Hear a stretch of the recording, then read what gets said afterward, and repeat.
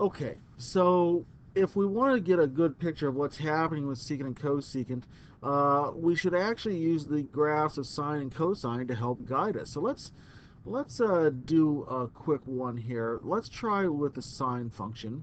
We're going to use that to graph cosecant of x. So our goal right here, we want to sketch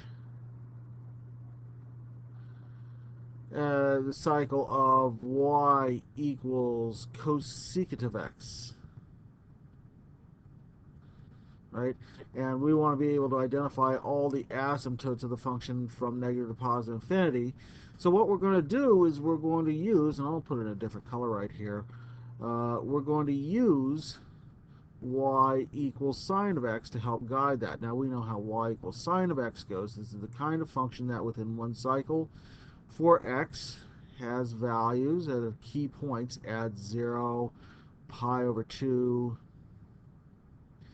uh, pi, 3 pi over 2, and 2 pi gives us y values of 0, 1, 0, negative 1, and 0.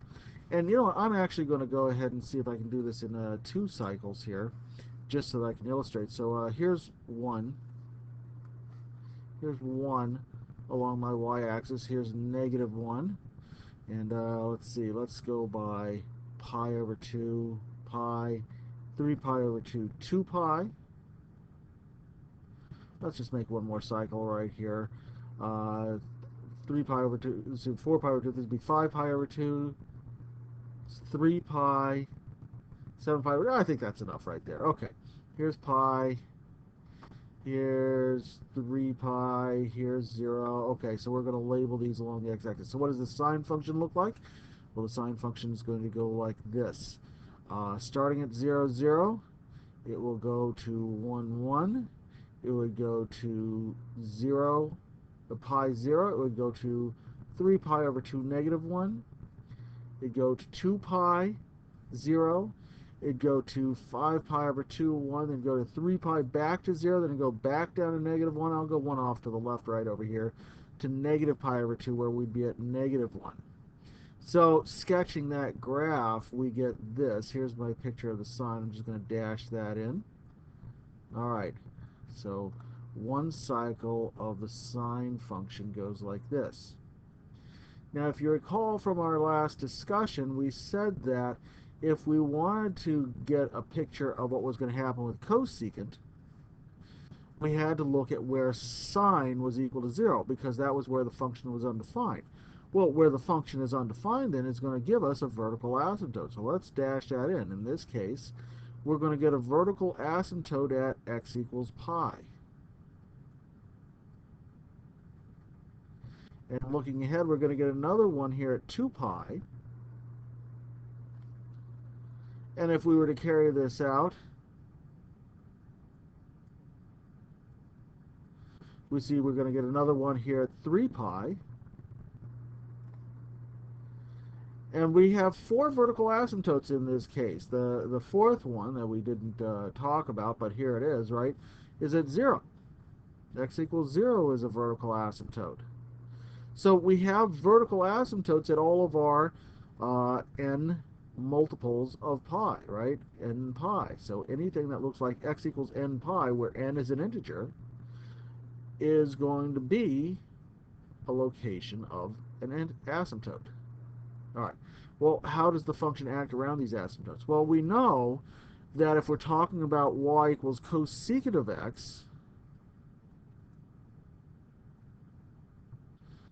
we said going along our key points here, we'd have undefined, we'd have positive 1, we'd have undefined, we'd have negative 1, we'd have undefined. So positive 1, 0, undefined, 0 gives us undefined, pi over 2 gives us 1, pi gives us 0, so that's an undefined value, 3 pi over 2 gives us negative 1,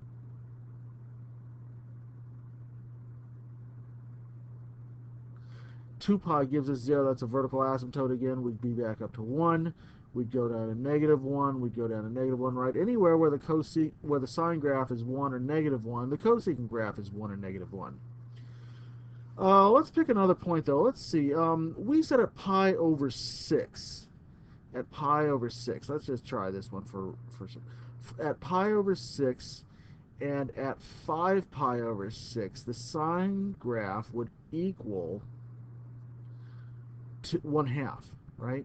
So we'd have 1/2 right here. But cosecant is the reciprocal of that. So at pi over 6, the cosecant is equal to 2.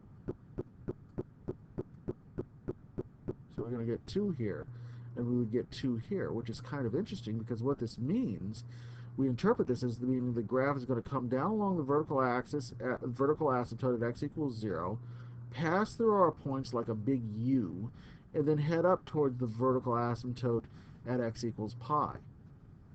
Likewise, we could say that we're going to get -1/2 and it's -1/2 reciprocal -2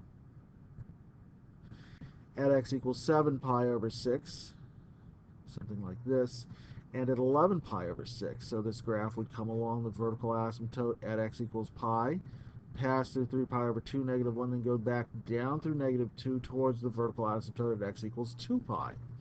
And repeating this shape over and over again is going to give us a good idea of what our cosecant graph looks like. Here in black, you see that is the shape that this function takes, and it repeats itself endlessly. And it conforms to what we said about the domain being all real numbers except for x not equal to n pi, where n is an integer, and the range going from -infinity to -1 and 1 to infinity. So everything outside of the green right here makes up our range for the cosecant of x, and that's what it looks like.